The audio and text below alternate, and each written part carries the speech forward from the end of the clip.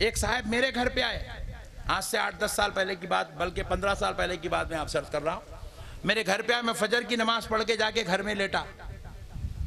انہوں بھی مسجد میں تھے، نماز پڑھے، میں دیکھا ان کو، ملا کرا سب کرا. پھر میرے گھر پہ آئے، کھٹکا مارے. میں باہر نکلا، یہ صبح صبح کون آ گیا رہے بھائی اتنی جلدی؟ باہر نکل گئے، وہ سفید داڑھی والے چچا 65 ایئرس کے. ارے بولا السلام علیکم چاچا، کیسے ہیں آپ؟ خیریت؟ اتنی صبح ہوں کسی کو؟ بولے نہیں مولانا، میں آج عمرہ کو جا رہا ہوں، عمرہ کو. او مولانا ویری گڈ، گلے ملا کر آئے گا. ہاتھ جوڑ کے بولا میرے آقا کی بارگاہ میں قدم بوسی اور سلام عرض کر دیجئے. بولا میں مسجد نبوی کو جا رہا ہوں، حضور کی زیارت کو نہیں جا رہا ہوں. بولا اللہ اکبر. میں بولا مزار رسول پہ نہیں، مسجد نبوی جاؤں گا، مزار پہ نہیں جاؤں گا. ارے میں بولا میاں تم 65 میں اتنے خطرناک ہے؟ اتنا ڈینجر پیس یہ عمر میں؟ ایک پیر خبر میں ایک پیر اوپر ہے تو یہ حالت ہے. جوانی میں کیا کرے ہوں گے تم؟ جس نبی کا کلمہ پڑھے، جس نبی کے صدقے میں تم کو اسلام ملا، جس نبی کے صدقے میں تمہاری نیاں چل رہی، گاڑی چل رہی، تم اس نبی کے بارے میں اتنی بیکار بات، نعوذ باللہ، اتنی بدترین درجے کی بات کر رہے ہیں. بولے جی ہاں وہ حدیث شریف میں ہے صرف مسجد کی زیارت کرنا، کسی خبر کی زیارت نہیں کرنا. بولا اللہ کی لعنت ہو، تم حدیث غلط سمجھے. تم پیارے بھائیوں، اب بتاؤ جو نبی سے اتنی نفرتیں کرتے ہو، بتاؤ وہ اسلام کی تبلیغ کیسے کریں گے؟ اس لیے آپ غور کر کے دیکھیے، آج کسی اور کے پاس کوئی کلمہ نہیں پڑھ رہا ہے. آج دنیا میں جتنے بھی لوگ کلمہ پڑھے ہوئے ہیں وہ سب یہ اولیاء اللہ کی بارگاہوں میں بیٹھ کے کلمہ پڑھے ہیں، خانقاہوں میں بیٹھ کے کلمہ پڑھے ہیں، اولیاء اللہ کے دروازوں پر، ان کے دروں پر، ان کی چوکھٹوں پہ بیٹھ کے کلمہ پڑھے. اس لیے میرے بھائیوں، اللہ اور اس کے رسول کا واسطہ، ولیوں سے محبت، ولیوں سے پیار، ولیوں سے تعلق، ولیوں سے عقیدت. اب یاد رکھ لیجئے گا، آپ کو کسی عامل کو آپ ولی کا درجہ، لٹاں والے بابا دیکھیں، میں کئی لوگوں کو دیکھا، میں فلاں صاحب کا مرید ہوں. میں بولا ویری گڈ. کون ہے بھائی صاحب تمہارے؟ فلاں جوگی بابا. اوری باپ رے باپ، ایسے نام والے تھا. کیا کرتے انہوں؟ ہمارے حضرت کے ہاتھ میں 8 انگوٹیاں ہیں، ایک ایک انگوٹی کی ایک ایک کرامت ہے. ارے بولا واہ، ایسا کون سا پیر ہے بھائی جس کی انگوٹیوں میں بھی کرامت آ گئی؟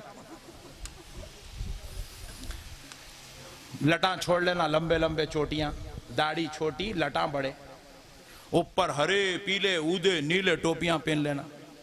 پھر اس کے بعد جہاں بڑا پھو پھا کرنا. یہ عملیات ہے. اس کا اللہ والوں سے خدا کی قسم کروڑوں میل دور تک کوئی تعلق نہیں ہے. اور آپ عاملوں کی چکر میں مت پھنسو، آپ صوفیہ کی چکر میں پھنسو. آپ بزرگوں کی دعاؤں میں آؤ، اولیاء کی دعاؤں میں آؤ، ولیوں کی دعاؤں میں آؤ، ولیوں کی دعاؤں میں آؤ، ان کی چھت و چھایا میں آؤ، ان کی جو ہے دعاؤں میں آ جاؤ، بیڑا پار ہو جائے گا.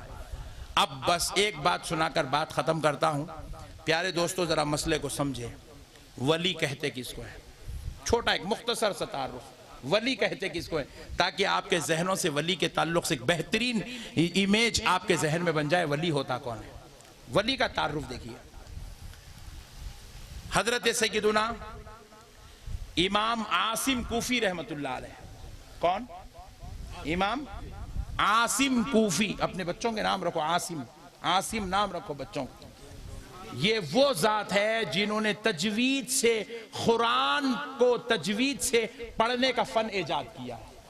جو آج دنیا میں تجوید ہے نا، جس کے مخارج کے ذریعے سے ہا کا مخرج، عین کا مخرج، غین کا مخرج جو ہم پڑھ رہے ہیں، یہ مخرج کو ایجاد کرنے والی ذات کا نام امام عاصم کوفی ہے، جنہوں نے دنیا والوں کو قرآن پڑھنے کا طریقہ سکھایا.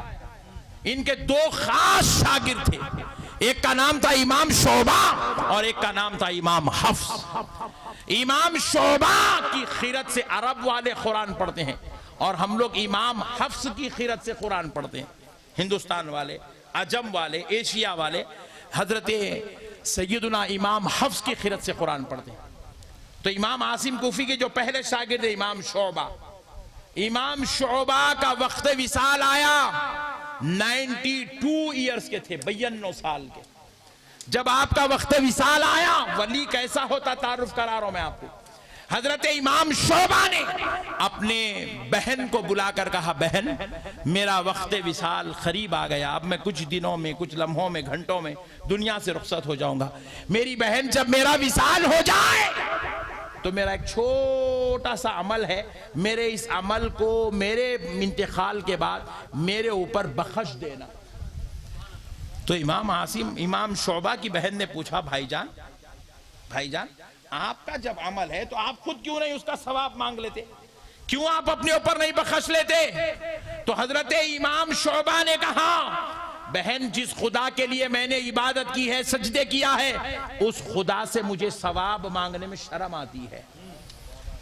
بھائی میں نے ثواب کے لیے تو عبادت نہیں کی نا, میں نے تو اللہ کے لیے عبادت کی, مگر ثواب اس لیے مانگ رہا ہوں کیونکہ مجھے خبر کا خوف ہے. اللہ اکبر, خبر کی تنگی اور سختی کا خوف ہے, اس لیے ثواب کے لیے تم سے کہہ رہا ہوں تم بخش دینا.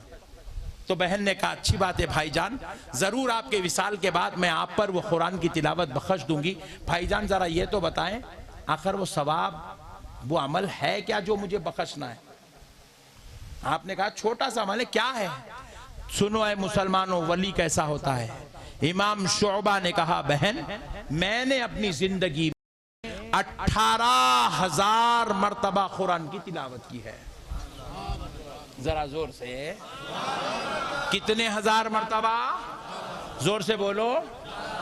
ہم لوگ 18 مرتبہ نہیں پڑھے اب تک, ہماری بھی زندگیاں وہی ہے, ہم بھی 70 سال 80 سال 90 سال کے ہو کے جا رہے ہیں دنیا سے, مگر جب جا رہے ہیں تو 40 مرتبہ قرآن پڑھنے کا ثواب ہمارے نامہ اعمال میں نہیں ہے, 100 مرتبہ قرآن پڑھنے کا ثواب ہمارے پاس نہیں ہے, لیکن وہ بھی 92 سال زندگی گزار کے گئے, مگر ان کے نامہ اعمال میں 18,000 مرتبہ قرآن پڑھنے کا ثواب ہے.